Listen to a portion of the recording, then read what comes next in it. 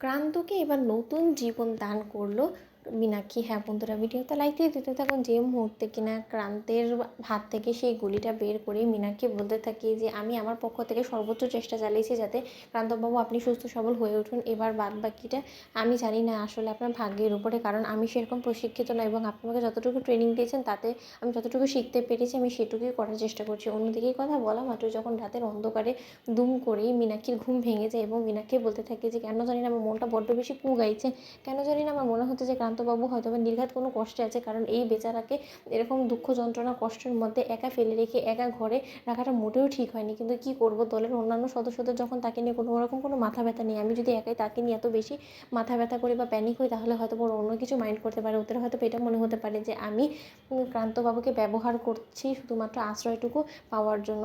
থাক বাবা, কিছু বলবো না। ঠিক সেই মুহূর্তে মন্দিরা বলতে থাকে যে কী ব্যাপার, কী হয়েছে মীনাক্ষী, তুমি ঘুমোচ্ছ না কেন, বলো তো অস্থির লাগছে কেন তোমাকে দেখে। অন্যদিকে মীনাক্ষী বলতে থাকে যে আচ্ছা, তোমাদের ক্রান্তবাবুকে এই অবস্থায় একা ফেলে রেখে আসাটা কি আদৌ তোমাদের ঠিক বলে মনে হচ্ছে? কারণ এমনটাও তো হতে পারে যে ক্রান্তবাবু হয়তো বা মাঝরাতে কোনো রকম কোনো কিছু প্রয়োজন পড়তে পারে, বা তার হয়তো বা জ্বর চলে আসতে পারে, যেহেতু অনেকটা ওনার রক্তক্ষরণ হয়েছে এবং হাতের এতটা ব্যথা, এই ব্যথা যন্ত্রণা কাতরাতে কাতরাতে যদি তার জ্বর চলে আসে তখন কী হবে, সে কাকে ডাকবে বলো তো? তার ঘর থেকে তো আমাদের ঘরটা অনেকটা দূরে।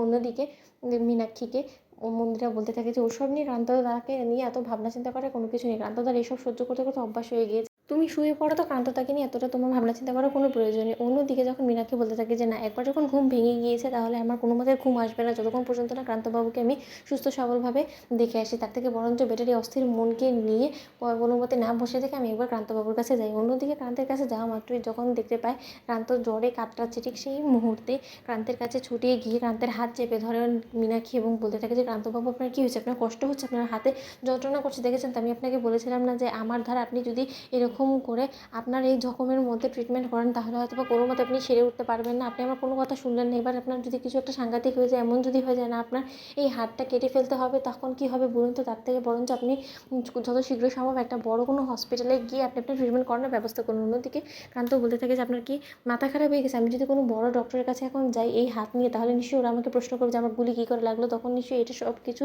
কে দেখে ওরা পুলিশকে কল করতে একবারও তারা চুকবে না, এবং যখন কিনা তারা পুলিশকে কল করবে তখন তো পুলিশ এমনিতে আমাকে নিয়ে চলে যাবে থানায়, তখন কী হবে ভেবে দেখেছেন একবারও? ঠিক সেই মুহূর্তে মীনাক্ষীকে ক্রান্ত বলতে থাকে যে আপনি শুধু আমার পাশে থাকুন এবং আপনি একাই একশো আমাকে সেবা যত্ন করে সুস্থ করে তোলার জন্য। অন্যদিকে ক্রান্তকে মীনাক্ষী বকাঝকা করে বলতে থাকে যে আপনি কেন বুঝতে পারছেন না বলুন? আপনার গায়ে তো অনেকটা জ্বর উঠে গিয়েছে এবং এই জ্বর না নামা পর্যন্ত আপনি কোনো মতেই সুস্থ হয়ে উঠতে পারবেন না। আপনার তো গা শিউরে উঠছে এবং আপনার গা থরথর করে কাঁপছে, তার মধ্যেও আপনি এত কথা কী করে বলছেন বলুন তো? তো বন্ধুরা, ভিডিওটি ভালো লাগলে লাইক এবং শেয়ার করে সাবস্ক্রাইব করতে ভুলো না।